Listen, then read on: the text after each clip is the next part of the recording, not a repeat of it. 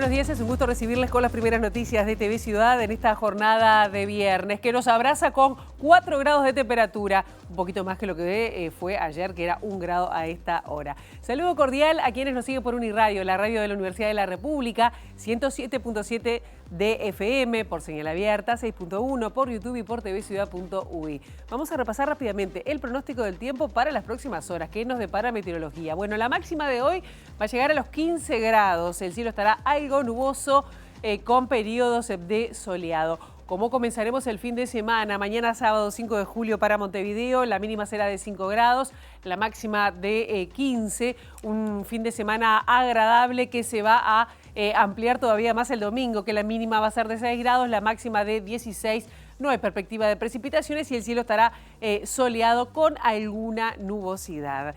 Tenemos muchos temas para compartir con ustedes hasta las 9 de la mañana y muchos de ellos tienen que ver con temas políticos y también económicos, porque ayer se dio a conocer en el Consejo Superior Tripartito la pauta salarial para la negociación colectiva que comienza en el marco de la 10ª ronda de consejos de salarios que se va a iniciar en una semana y en la que se van a reunir 185 mesas que abarcan a 745.000 trabajadores y trabajadoras. Esto para el sector privado.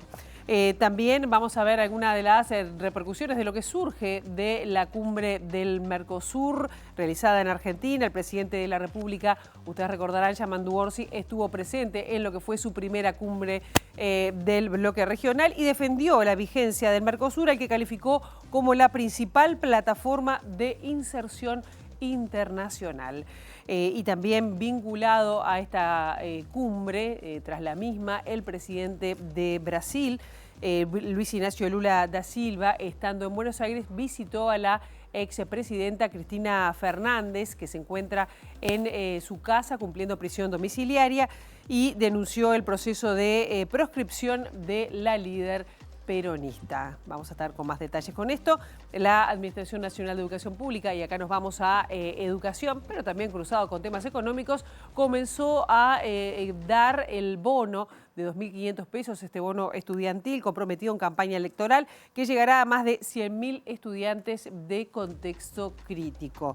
Y sobre las 8:30 de la mañana vamos a hablar de una obra muy especial que se llama Eje, ballet ópera inclusiva. Vamos a estar recibiendo a Alicia Dogliotti, una actriz de larguísima trayectoria, que en este caso escribió esta obra. Es una obra muy especial, con muchas personas en situación de discapacidad que van a estar compartiendo escenario con actores y con también bailarines. Bueno, Alicia Dogliotti y María Steinberg van a estar anunciando lo que va a ser esta obra inclusiva, que se va a presentar a partir del 12 de julio en la Sala Balso de El Sodre. Esto será 8:30 y ahora momento de abrir la ventana hacia las calles de Montevideo para, con datos del Centro de Gestión de Movilidad, ver por dónde circular, por dónde no. @IMTránsito, @MBD Transporte para seguir en tiempo real cualquier cambio en la circulación. Les compartimos algunos cortes que ya están programados. Qué lindo que estaba el sol ahí saliendo sobre Montevideo. Guaná, desde Eduardo Acevedo hasta Jackson, el corte será hasta las 5 de la tarde. Y se va a extender, sí, como dijimos, hasta las 5 de la tarde. También hasta las 5 de la tarde, Joaquín de Salterain, desde Ana de Monterroso hasta Lauro Müller, que va a estar hasta cerrada la circulación hasta las 5 de la tarde. Y Gurí, entre 21 de septiembre y Javier de Villana, el corte se extenderá hasta las 7 de la tarde.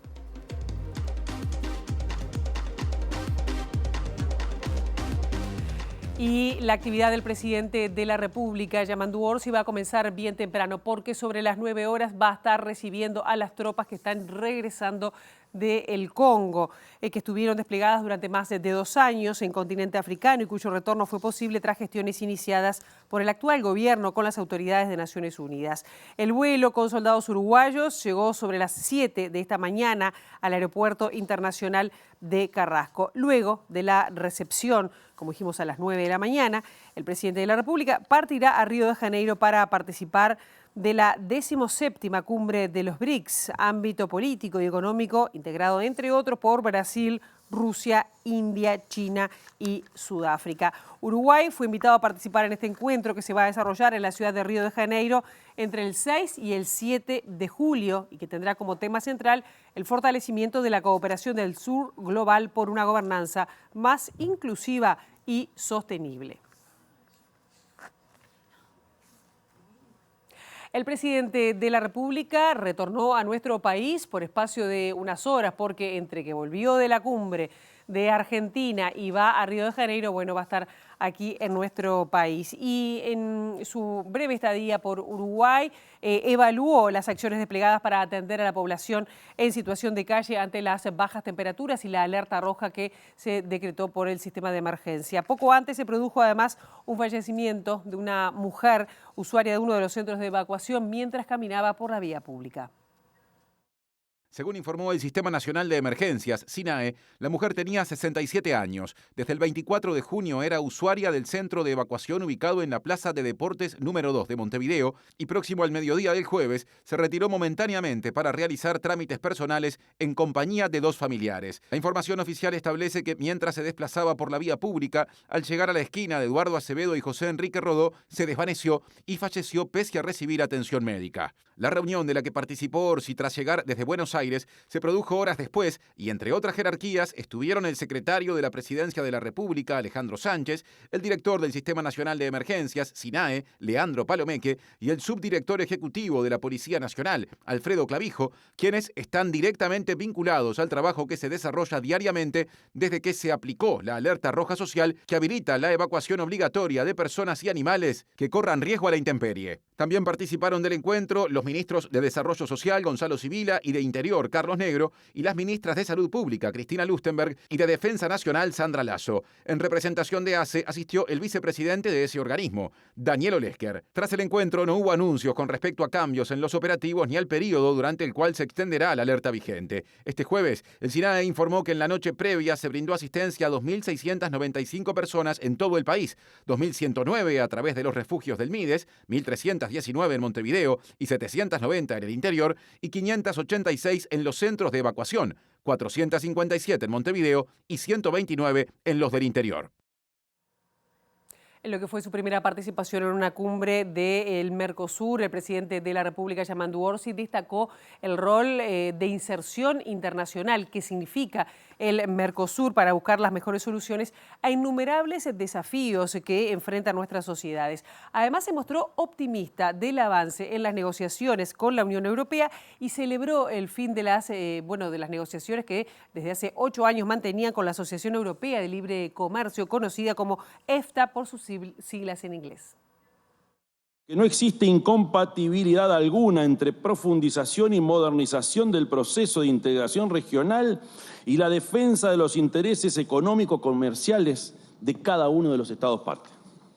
Un claro ejemplo de este equilibrio ha sido el reciente consenso alcanzado por el Mercosur para ampliar las líneas nacionales de excepción, a solicitud de uno de los Estados partes, como herramienta de adaptación frente a la coyuntura internacional. Esta flexibilidad demuestra la capacidad del bloque para responder con unidad a los desafíos del presente escenario internacional. Del mismo modo, Uruguay enfrenta una necesidad estructural de mayor apertura al mundo. Nuestra dimensión económica y características productivas hacen imprescindible la ampliación y diversificación de nuestros mercados, especialmente en la región Asia-Pacífico, actual epicentro del dinamismo comercial global. Esta aspiración no debe interpretarse jamás como un alejamiento del bloque. Muy por el contrario, nuestras exportaciones con mayor valor agregado y fuerte presencia de pequeñas y medianas empresas continúan teniendo al Mercosur como destino prioritario. En este sentido, estamos comprometidos con los trabajos que se vienen desarrollando para eliminar las medidas que afectan al comercio intrazona hacia el perfeccionamiento de la zona de libre comercio. Por ello, asimismo, creemos que el bloque tiene aún un gran potencial como plataforma común que permita abordar con creatividad y bajo el principio del consenso las distintas velocidades y estrategias de inserción internacional de sus Estados partes. En el marco de la cumbre, el presidente Orsi se reunió con su par argentino, Javier Milei, manteniendo un contacto bilateral donde repasaron lo que son las relaciones económicas entre ambos países. Además, al término de la misma trascendió que Orsi invitó a Milei a visitar nuestro país. Antes, en medio de la cumbre, el presidente argentino, Javier Milei, dijo que el Mercosur incumplió su objetivo original y que es partidario de ponerle fin a su inercia destructiva. El mandatario argentino aseguró que espera cambiar la cortina de hierro a la que están sometidos los países del bloque por un sistema en el cual cada uno adquiera mayor autonomía y señaló además que en su país se emprenderá el camino de la libertad y que lo harán solos o acompañados. El saldo de todo esto fue un Mercosur que incumplió su objetivo original, cercenó libertades económicas y privó de oportunidades a los privados de la región. El Mercosur, al que de mercado y de común le quedó cada vez menos. Nosotros buscamos ponerle fin a lo que consideramos una inercia destructiva. Por eso mismo propusimos que como bloque nos movemos hacia un esquema comercial y regulatorio mucho más libre, en lugar de la cortina de hierro a la que hoy estamos sometidos, en el que cada país pueda gozar de mayor autonomía para aprovechar sus ventajas comparativas y su potencial exportador. Entendíamos las limitaciones que enfrentábamos al proponer un cambio de paradigma semejante. Por un lado, porque los cambios profundos no suelen llevarse muy bien con las estructuras rígidas. Por otro lado, porque conocemos muy bien la diferencia entre hablar y hacer, y sabemos que es mucho más fácil exigir al aire que proponer cosas concretables. También avanzamos en nuestra propuesta de revisión del arancel externo común, que como todos sabemos es excesivamente alto y perjudicial para los consumidores en nuestros países. Este arancel debería por lo menos ser llevado a los estándares internacionales, lo cual podría facilitar nuevos acuerdos comerciales a futuro. Emprenderemos el camino de la libertad y lo haremos acompañados o solos, porque como ya he dicho, la Argentina no puede esperar. Y por su parte, para el presidente de Brasil, Lula da Silva, dijo que el Mercosur es un lugar seguro cuando el mundo se muestra inestable y amenazador. Al asumir la presidencia rotativa del bloque regional, sostuvo que la robustez de la institucionalidad de la región llama la atención de países y bloques de todo el mundo que justamente están interesados en acercarse al Mercosur. Cuando el mundo se muestra inestable y amenazador, es natural buscar refugio donde nos sentimos seguros. Para Brasil, ese lugar es el Mercosur. A lo largo de más de 3 décadas, hemos levantado una casa con cimientos sólidos, capaz de resistir la fuerza de las inclemencias del tiempo. Logramos crear una red de acuerdos que se extendió a los estados asociados. Toda Sudamérica se ha convertido en un área de libre comercio basada en reglas claras y equilibradas. Estar en el Mercosur nos protege. Nuestro arancel externo común nos blinda contra guerras comerciales ajenas. La robustez de nuestra institucionalidad nos acredita ante el mundo como socios confiables. No es casualidad que un número cada vez mayor de países y bloques estén interesados en acercarse a nosotros. He constatado ese interés personalmente en los contactos que he mantenido con líderes de diversas regiones. Enfrentaremos el desafío de resguardar nuestro espacio de autonomía en un contexto cada vez más polarizado. La presidencia brasileña representará una oportunidad para reflexionar acerca del lugar que aspiramos a ocupar en el nuevo tablero global. Y una vez culminada la cumbre del Mercosur, el presidente de Brasil, Lula da Silva, visitó a la exmandataria Cristina Fernández, que se encuentra de prisión domiciliaria en su domicilio. El mandatario brasileño escribió en su red social X, en su cuenta, que quedó muy feliz de encontrar a la expresidenta también con fuerza y ganas de luchar. Dijo que ambos tienen un cariño y afecto de amigos, compañeros de campo político y de ideas de justicia social y de combate a las desigualdades. Además, señaló también que pudo sentir en las calles el apoyo popular que recibe la exmandataria y que él sabe bien lo importante que es ese reconocimiento en los momentos más difíciles. Aprovechando la presencia en Buenos Aires del equipo de MBD Noticias, se entrevistó al periodista uruguayo radicado hace años en Argentina, Víctor Hugo Morales. Habló Morales del triunfo del Frente Amplio, luego de un gobierno que calificó de neoliberal y se expresó sobre la condena a la expresidenta Cristina Fernández y la visita de Lula da Silva, que recién estábamos comentando. Es un desastre jurídico y Lula y su visita son una metáfora. Él también padeció lo mismo, la mentira, lo que llamamos el lawfare, la crueldad, la persecución judicial y mediática en Brasil o Globo, aquí ese monstruo tremendo, cáncer nacional que es el Grupo Clarín, atacándola durante años y años, todos los días. Abrís el diario Ahora o las páginas web y te vas a encontrar con ese ataque. Formularon un juicio que no tiene ni pies ni cabeza, que no tiene sentido, que no obedece para nada a ningún mandato leal con la justicia. Y la proscribieron con una cárcel domiciliaria que le impide a ella y a sus votantes potenciales pronunciarse desde el punto de vista democrático. La primera afectada es justamente la democracia. ¿Cómo ves en Uruguay el nuevo retorno de la izquierda con la presencia de Samandu Orsi? Siempre es así. El neoliberalismo viene y resulta devastador para las necesidades de los sectores medios. Los ricos viven bien con viven bien con el Frente Amplio, pero no les gusta por una cuestión de clase, con los sectores, con los gobiernos populares, y viven bien cuando gobiernan los de derecha, pero se corresponden con eso ideológicamente.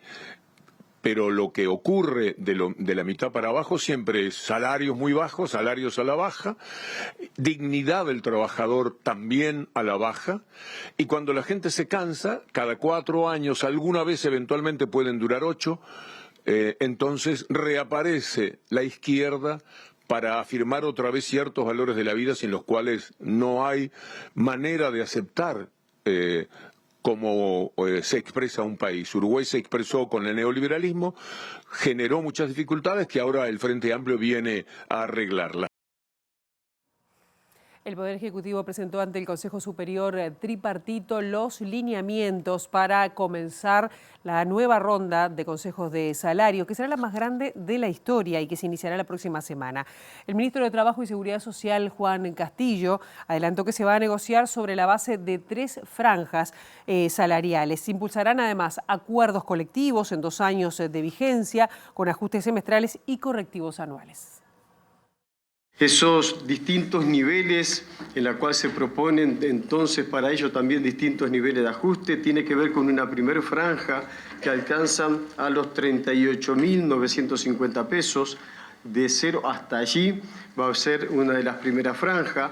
Una segunda franja, bueno, y que ahí en esa primera franja en nuestro estimado habría un entorno del 30% de asalariados que se ubican allí en la actividad privada. Cuestión esta que se lo vamos a precisar más para la segunda reunión del Consejo Superior.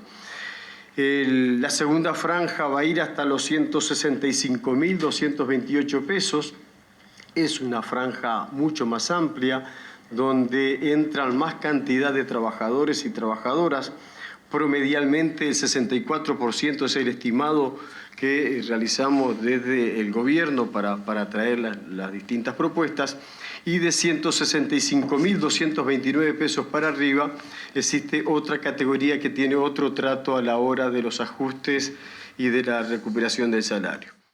Castillo agregó que habrá un espacio de discusión en la reducción del tiempo de trabajo y de mejoras de la productividad propiciada por el gobierno, en que estarán presentes representantes de los trabajadores y de los empresarios. Por su parte, el subsecretario de Economía, Martín Valcorba, informó que en la primera franja de la pauta salarial, que incluye los salarios más sumergidos, el ajuste de los lineamientos planteados por el Poder Ejecutivo será de 7% en el primer año de convenio y de 6,4% en el segundo. En las siguientes franjas, el ajuste será menor, pero el objetivo del gobierno es asegurar un aumento promedio de 2% de las 3 franjas al cabo de los 2 años de vigencia de los convenios. Teniendo en cuenta el objetivo de inflación del 4,5% para este periodo de 2 años de vigencia de la nueva ronda de negociación salarial, estos ajustes nominales de salarios tendrían implícitos, en el caso de la primera franja de salarios, un aumento del salario real acumulado en los 2 años del orden del 4,2%, es, digamos, la proyección en base a lo que es la estimación de inflación en el eje del 4,5% que estamos realizando. En el caso de la segunda franja, la aplicación de los lineamientos genera una proyección, una estimación de aumento del salario real del orden del 2%, y cuando consideramos como el promedio ponderado del conjunto de los trabajadores, considerando las tres franjas salariales definidas, estaríamos para los 2 años en los cuales se está planteando vigencia para esta ronda de negociación salarial, un aumento del salario real del orden del 2,3%, que es lo que está previsto en función de las estimaciones de inflación. Y el representante de las cámaras empresariales, Juan Mailo, se presentó algunas dudas ante los lineamientos presentados por el Poder Ejecutivo. El integrante del Consejo Superior de Salarios por el sector patronal dijo que es muy pronto para pronunciarse, pero planteó varias preguntas que consideran deberán ser respondidas por las autoridades. Algunas situaciones que están vinculadas a qué se consideran salarios nominales, dudas que están referidas a de qué manera se van a hacer los correctivos y el correctivo final, dudas digamos, de la dinámica de estos lineamientos. ¿Cómo se va a jugar con los salarios más bajos? ¿Cuál va a ser el incremento de los salarios más bajos? Bueno, yo no puedo decirles cuál va a ser el incremento porque hay una paramétrica que digamos, se va a tomar en cuenta la inflación esta subyacente, una media de la inflación subyacente y un componente de crecimiento. Y eso es lo que va a dar los aumentos salariales, pero además ahí hay un factor aleatorio que puede admitir una diferencia en más de un 0,5%. En fin, hay que estudiarlo, es muy pronto para que podamos... ¿Está muy lejos de lo que pretendían los empresarios? No, nosotros no sabemos si estamos lejos o no, impactan un poco el nivel de los aumentos previstos y lo que nos preocupa también es que es una fórmula demasiado homogénea y nos parece que, bueno, nos genera la duda de cómo se va a plantear ante la heterogeneidad de las empresas y sobre todo de empresas de distinto tamaño y que se ubican en Montevideo y en el resto del país. Por su parte, el vicepresidente del PIT-CNT, Javier Díaz, explicó que se pidió un cuarto intermedio desde el PIT-CNT para poder estudiar a fondo lo presentado por el Ejecutivo. Además, Díaz subrayó que durante las 3 rondas anteriores hubo un resultado regresivo. Nosotros obviamente que pedimos un cuarto intermedio hasta el miércoles que viene a los efectos de compartir primero que nada con los compañeros, con las compañeras en nuestros distintos ámbitos orgánicos de nuestra central, a los efectos de dar respuesta el próximo miércoles. Nosotros venimos en los últimos 5 años, tener 3 rondas de Consejo de Salario. Arrancó la 8ª ronda en el año mediados del 2020, donde allí se produjo una rebaja del entorno del 5% del salario real. Continuó con una 9ª ronda, donde se pretendía recuperar parte de lo perdido, y se continuó con la pérdida del salario real. Luego vino la 10ª ronda del Consejo de Salario, donde no por los lineamientos del Poder Ejecutivo de aquel entonces, sino por la lucha de los trabajadores, en algún caso se logró desbordar la pauta. El resultado de los 5 años de las 3 rondas anteriores, claramente que fueron regresivas. Para nosotros, a diferencia de lo que pasó en el periodo anterior, lo que no tiene que pasar, y lo que tiene que pasar en este próximo periodo de gobierno, es que no haya pérdida del salario real, digamos, en todo el periodo de gobierno y que no se mida de punta a punta. Y seguimos hablando de plata porque el índice de precios al consumo bajó durante el mes de mayo en 0,09%. Bueno, es algo, ¿no? Porque es un fenómeno que no se registraba desde 2023. La inflación acumulada en los últimos 12 meses retrocedió de 5,05 en mayo a 4,59 en el último mes, un guarismo que se acerca a la meta fijada por las nuevas autoridades del Banco Central, que es de 4,5% anual. El Instituto Nacional de Estadística divulgó este jueves el índice de precios del consumo correspondiente al mes de junio, que prácticamente se mantuvo respecto a mayo con una baja mensual de 0,09%. De esta manera, la variación anual a junio quedó en el 4,6%, una baja de casi medio punto respecto al registro anterior. Así, la inflación queda a una décima del nuevo objetivo planteado por el Banco Central del Uruguay, que es llevarla al 4,5% anual. Analizando los distintos componentes del IPC, el rubro alimentos subió 4,2% en el último año, 4 décimas por debajo del promedio, debido principalmente a la baja en frutas, hortalizas, lácteos y huevos. Los precios de la vestimenta bajaron 1% en el último año.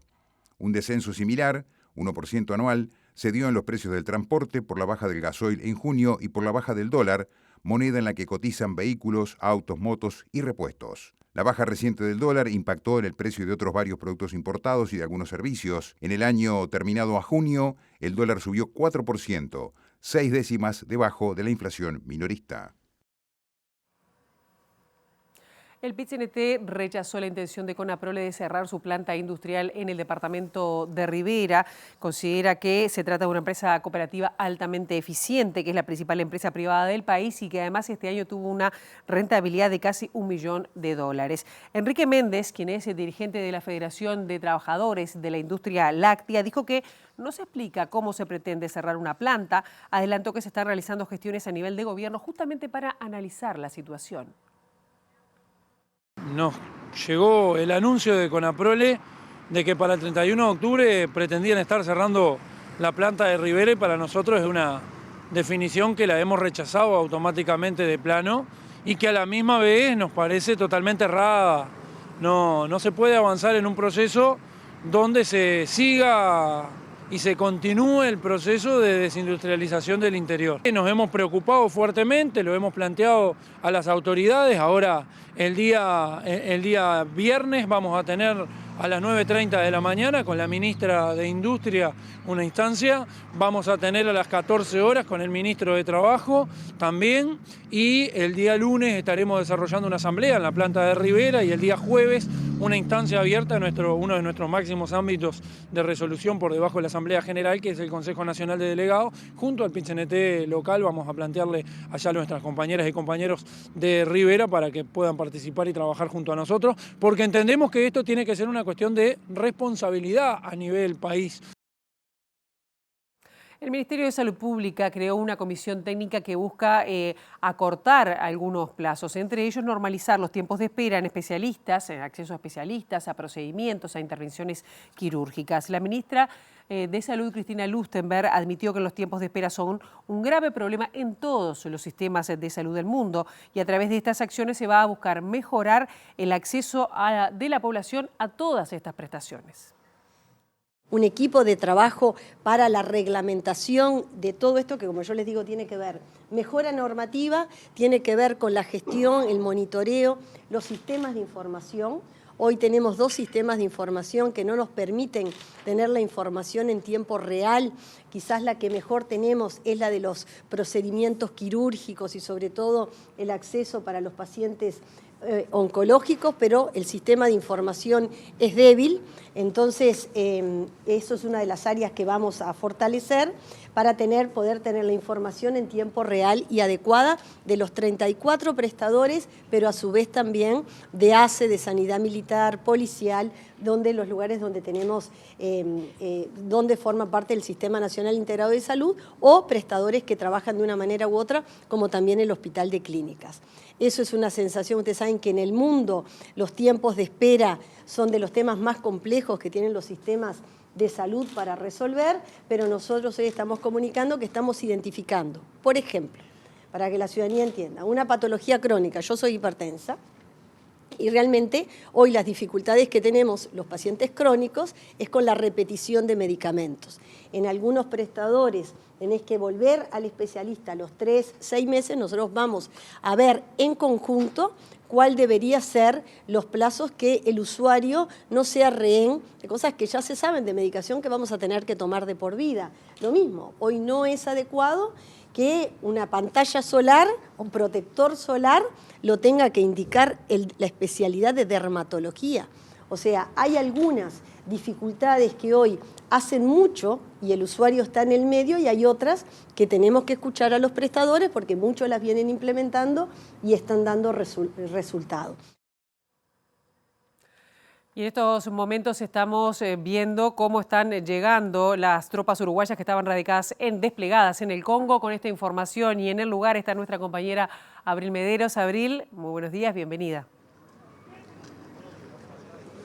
Muchas gracias, Pilar. Exactamente, ya están aquí los 200 soldados cascos azules que se encontraban en el Congo y que arribaron hace aproximadamente una hora al aeropuerto internacional de Carrasco y fueron trasladados aquí a la división de infantería número 1 del ejército, donde en unos minutos a las 9 de la mañana va a estar comenzando una ceremonia de recibimiento de estos soldados que en un principio tendrían que haber sido relevados en enero, pero por distintas dificultades vinculadas a los conflictos justamente que se están acaeciendo en el Congo, debieron trasladarse 6 meses después. Ya están arribando también sus familiares para recibirlos. Son justamente las personas que podemos ver a mis espaldas quienes están llegando aquí, y una cantidad, el mismo número de soldados, 200 soldados, se partieron hace aproximadamente unos 30 minutos en el mismo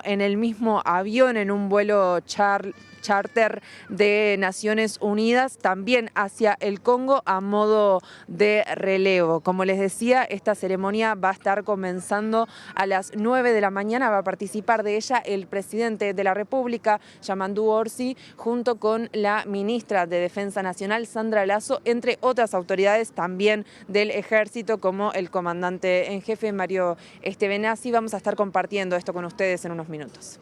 Bien, muchísimas gracias, Abril. Estaremos atentas a lo que surja de allí, que el presidente de la República además va a estar sobre las 9 de la mañana. Hacemos una brevísima pausa. A la vuelta de la misma vamos a hablar de una ópera ballet muy especial, inclusiva, Eje, y vamos a recibir a quienes también la escribieron. Alicia Dogliotti, Mayra Steinberg van a estar con nosotros enseguida, nada más no se vayan.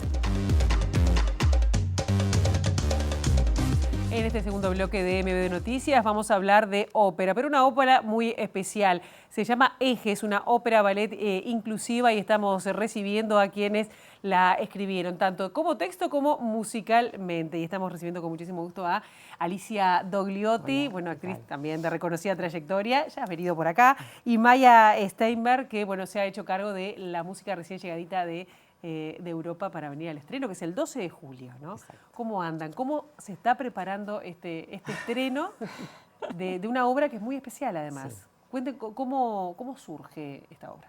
¿Cómo surge la historia? Bueno, en el año 2015... No, viste que tenía que entrar. En 2015 yo convoqué a Maya para que realizara la música de una obra infantil que estábamos dando en el Solís en ese momento. Y ahí nos conocimos. Maya era realmente una casi niña de 20 años, pero de un talento increíble. A partir de ahí, ella me convoca a mí para empezar a pensar en una ópera, que la pensamos, la escribimos y ella la compuso todo en esos meses. Sí, era en base porque había visto una convocatoria. No me acuerdo si era Ibermúsica o Iberescenas, sí, que estaban buscando un dúo de libretista-compositor, y como habíamos trabajado con Alicia, había sido una experiencia muy grata. Dije, intentemos hacer esto. Bien, y después es un desafío, no digo doble, triple, pero hacer en este caso Eje inclusivo, sí, tiene otros desafíos. Sí. Siento que además la ópera es uno de los, de una de las presentaciones artísticas más complejas, porque tiene baile, canto, tiene todo, actuación. Sí. ¿Cómo fue ese proceso? La complejidad de esta, no sé si llamarlo complejidad o característica que la hace bastante única, es que aquí tenés un elenco que canta y un elenco que baila. Y que en realidad no es una ópera tradicional donde los actores son los propios cantantes, ¿verdad?, que interpretan los personajes. Aquí uno es el alma del otro, son como espejos, los podés identificar claramente en la escena, y los bailarines le prestan el cuerpo a los cantantes y los cantantes le dan la voz a los bailarines. Entonces hay un diálogo corporal-vocal muy interesante, que es lo que hace bastante única a esta obra. Y bueno, y obviamente también la participación de un ballet con bailarines en silla de ruedas. ¿Cómo fue la selección? ¿Quiénes están participando de esta obra? Y bueno, porque además me imagino que va a haber un trabajo de técnica vocal para quienes participen. ¿Cómo ha sido ese trabajo? Bueno, lo vocal, diríamos, está a cargo de Bruno Yenta, que él convocó a los cantantes, se hizo una selección importante. Hicimos una audición también. Donde participó Maya también por Zoom. Por Zoom. Pero bueno, se hizo un casting y se trabajó de esa forma. Y luego las directoras de coreografía, que son Claudia Pisani y Lucía Videgain, también convocaron a un cuerpo de baile, porque, bueno, Lucía es especialista en danza con discapacidades, entonces convocó a una bailarina y a un bailarín que trabajan con ellas hace muchos años, y después el resto del elenco es todo un elenco, el de baile, ¿no?, que trabaja o como docentes o en cooperación con cuerpos de baile con discapacidades. Claro. Me imagino que no debe ser sencillo pensar una obra que, bueno, con gente en silla de ruedas, arriba del escenario, que me imagino que debe haber alguna adaptación, no solo física, pero sino también, me imagino que hasta en el libreto. ¿Cómo se abordó cuáles fueron esas dificultades que tuvieron que enfrentar? Si es que lo podemos llamar dificultades, pero bueno, es una manera distinta. Desafíos, quizás. Desafíos. Pero en realidad la obra parte de ese punto, porque sobre todo en la ópera clásica, las historias son historias de un estereotipo de personas. Es típica persona de una cierta clase social, con ciertas habilidades, cuerpo, color de piel, y no se ven reflejadas historias de otros marcos sociales. Y nuestra idea principal, la semilla de la ópera, es, bueno, ¿cómo podemos incluir otras comunidades? ¿Cómo podemos crear accesibilidad y dar visibilidad y romper los estereotipos? Ese es realmente el desafío o el punto de partida de la ópera. Y a partir de allí se construye todo. Pero creo que uno de los desafíos es justamente los desafíos prácticos, de darnos cuenta que casi todos los teatros en el país, en la ciudad, no son accesibles. No están preparados, tenemos que buscar ciertos transportes específicos, ciertas infraestructuras, y eso crea todo un proceso muy interesante detrás de escena también. Los desafíos en realidad no parten de la obra en sí, sino del entorno. Sí. Los problemas han sido siempre del entorno, o fue la pandemia, o fue que no había apoyos económicos, porque esto es independiente, acá no viene un productor ni ninguna fundación a decir te pongo el dinero. Tampoco. Aquí nosotros nos presentamos a un llamado de Fonamco Fonte, ha sido todo parte de la remada, como lo hacemos en teatro habitualmente, y también rompemos estereotipos estéticos también, porque aquí no hay una unidad corporal de mujeres flacas de la misma edad, de la misma altura y con el mismo moño, no, todo lo contrario. Entonces, también hay una cuestión de inclusión de todas las poblaciones que existen y pueblan nuestras artes, no esa cosa que unifica y es homogéneo, ¿verdad? Claro, ¿cómo fue la participación de ellos, no? Porque me imagino que de ellos y de ellas subirse al escenario y representar, bueno, una ópera con todo lo que eso significa, ¿no? ¿Cómo ha sido? Están muy conmovidos, ¿Sí? están muy emocionados. Están emocionados, están conmovidos, terminan los ensayos con una sonrisa. Digo, hay una cosa buena. Hay muy una comunitaria, cosa se está creando una comunidad muy hermosa alrededor del proyecto. Y también lo que decías de la diversidad, más allá del cuerpo de baile, también en el cuerpo musical, porque el coro no es un coro profesional que viene de un teatro establecido, son personas que realmente ponen su energía, hay gente más profesional, hay gente que son egresados o están estudiando en la Escuela Universitaria de Música, en la ENAL, otros que simplemente cantan porque tienen la pasión de cantar y están súper bienvenidos y súper, como decimos, fit en el proyecto, como que encajan súper bien con los personajes, poniendo su energía. Entonces tenemos un coro súper diverso también, Después, entre medio de los ensayos, se ponen a cantar samba, Charly García. Claro, hay una cosa comunitaria que es Hay hermosa. uruguayos extranjeros también, Sí. eso es importante. Digo, no es sola, una cosa homogénea, decir, bueno, y Sí. todo el corito uruguayo, no. Es más, una de las primeras figuras es una extranjera. Digo, ¿y cómo fue la selección de las personas? ¿Cómo llegan las personas a integrarse a este...? convocatorias. ¿Convocatorias abiertas? Sí, ¿O fue por organizaciones? Sí, sí, por No, convocatorias. convocatorias, sí. ¿Y cuántas personas arriba del escenario? 30. 30 y algo, sí, porque están los pianistas. Sí. Y la historia tiene que ver, me decía, la historia tiene que ver con el tema de inclusión. No va a ser una historia clásica de ópera, porque No, todas las no, historias... es la historia toda la ópera tiene una historia, ¿no? Es otra cosa también interesante, porque es la historia de una bailarina, o sea que es una historia de ellas mismas.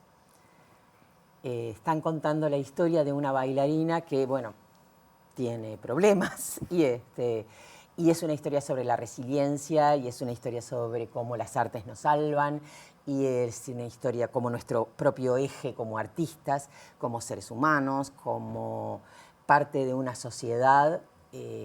Nos tenemos que ir adaptando a ese eje y ese eje nos contiene, nos salva, nos traslada y es parte del proceso de resiliencia. Y de creer en los sueños también, De ¿no? creer en Porque los esta bailarina que quiere bailar, pese a tener un accidente y que le dicen no vas a poder bailar porque no tenés más piernas, pero no necesito piernas para bailar, puedo bailar y es lo que mi alma quiere hacer y es el poder de los sueños y de la resiliencia exactamente. A mí me llamó la atención porque, claro, primero vi ópera inclusiva cuando veía hace un tiempo y después recién me di cuenta que la palabra era eje, ¿no? Que eso queda como... Sí, es el eje de las ruedas, es el eje de los cuerpos, es el eje de la... Me costó encontrarlo en el título. Son muchos ejes. Sí, son muchos ejes. Contentas entonces y con mucha energía, me imagino, para el 12 de julio que empieza la primera función. Se levanta el telón. Vamos, del 12 al 15, no, son 4 días seguidos y hay 2 funciones por día. ¿Por qué además? Y era un poquito lo que decía hoy Maya, el tema de la accesibilidad a los teatros no es fácil. De los artistas a los camarines y de los camarines al escenario tampoco, o sea que hay muy poquitas salas, tenemos 2 o 3 salas en todo Montevideo, en todo el país, que pueden ofrecer esa tranquilidad, diríamos, esa accesibilidad. Pero también hay una cosa que es real, quienes tienen problemas de discapacidades motrices, muchas veces también tienen problemas en sus horarios, en cómo se mueven, en cómo vuelvo a casa. Entonces, optamos por tener 2 funciones, una más temprano, a las 7 de la tarde, para que el retorno no sea tan tarde a las casas y más en invierno, y que tengan locomoción pública, porque no hay taxis, pero sí hay algunos ómnibus que los pueden trasladar. Entonces, eso no es menor y eso es algo que también hemos ido aprendiendo, ¿no? Y cómo esta ópera nos ha enseñado a nosotros a ver y que nosotros ayudemos también a visibilizar esas carencias y ausencias que tenemos, que no son solo rampas en las esquinas, ¿no? Claro. Yo les agradezco muchísimo a las 2, el 2 entonces en la Sala Balso y bueno, y ahora las invito porque está llegando el presidente Orsi allí a recibir este contingente de cascos azules que viene del Congo. Gracias. Muchas gracias. Abril, estamos en contacto contigo. ¿Cuáles son las novedades en estos momentos? Sí, Pilar, bueno, como pueden observar, ya está llegando el presidente de la República, Yamandu Orsi, a la Brigada de Infantería número 1, a la Plaza de Armas de esta división, donde a esta hora están aquí los 200 soldados cascos azules uruguayos que se encontraban cumpliendo funciones de la misión de paz que mantiene Uruguay, entre otros países, en la República del Congo. El presidente arribó acompañado de la ministra de Defensa Nacional, Sandra Lasso, en este lugar donde se encuentran todos los familiares de este contingente uruguayo que arribó hace tan solo unas horas al país y que a su vez, bueno, otro contingente de unos 200 soldados partió también hacia la República de Congo. Está por comenzar una ceremonia que va a estar presidida por la ministra Lasso, así como por el comandante en jefe del ejército, Mario Estevenasi, porque la función del presidente Orsi en esta oportunidad va a ser bastante escueta. El presidente tiene otras actividades en su agenda. Lo vemos arribar, va a saludar al contingente y se espera que esté pocos minutos por aquí. Luego sí se dará inicio a esta ceremonia. Recordamos, lo mencionábamos más temprano, que este contingente en un principio estaba previsto que regresara al país en enero. Sin embargo, el relevo de estos soldados se fue postergando y bueno, alcanzó un retraso de 6 meses a raíz de los conflictos que se viven allí en el Congo. Acá podemos ver al presidente ya subiendo al estrado con distintas autoridades. Vamos a aguardar el inicio de las oratorias. En unos minutos estaremos compartiendo más información.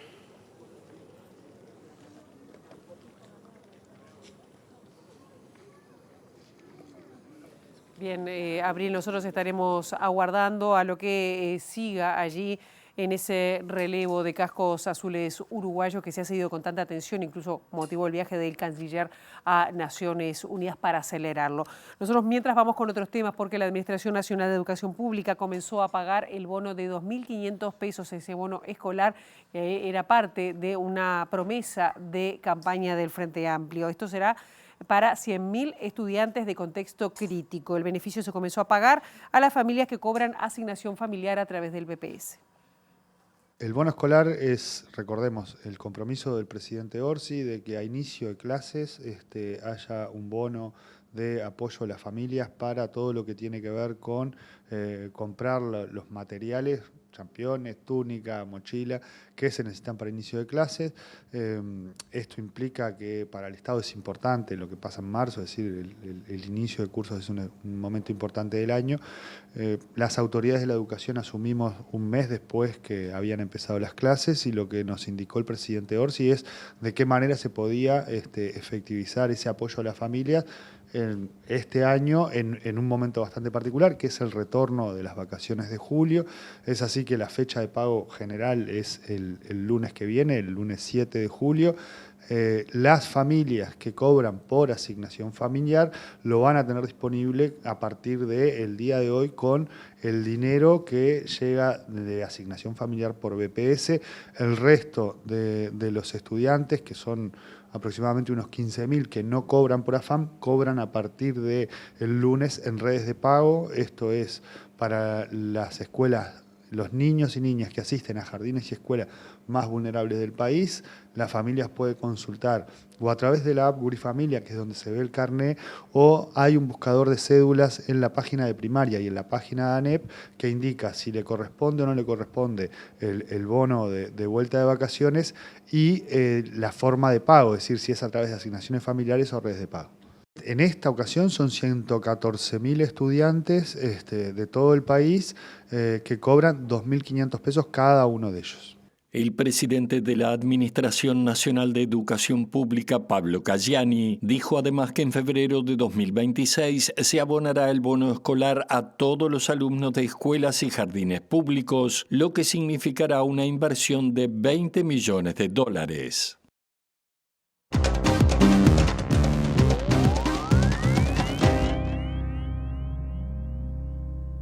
La relatora especial de Naciones Unidas, Francesca Albanese, acusó este jueves a Israel de llevar a cabo uno de los genocidios más crueles de la historia moderna, en referencia a las hostilidades en Gaza. Denunció una lista de más de 60 empresas que asegura están lucrando con el sufrimiento de los palestinos.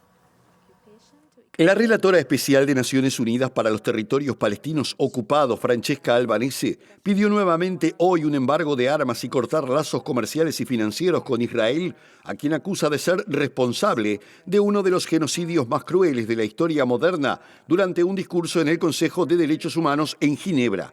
La situación en los territorios palestinos ocupados es apocalíptica, señaló Albanese, al describir los hechos que han matado a más de 57.000 palestinos y causado graves heridas a miles, así como el desplazamiento de más de 1 millón de personas.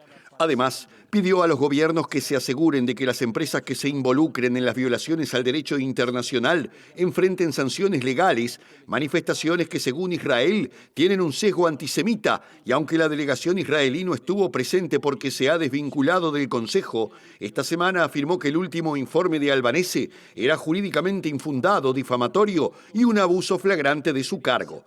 Más allá de las palabras, Albanese, una de las docenas de expertos independientes designados por la ONU para documentar los abusos en todo el mundo, presentó su último informe en el que nombra a más de 60 empresas que, según las investigaciones de su equipo, están involucradas en apoyo a los asentamientos israelíes y las acciones militares en Gaza.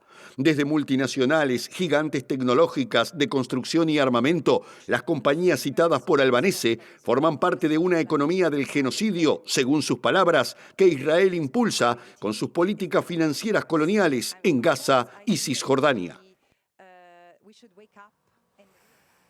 Hasta aquí llegamos con esta primera edición. Ahora quedan en compañía de Ciudad Viva, la actualización informativa a las 13 y nosotros volvemos a las 8 el próximo lunes. Pasen muy bien.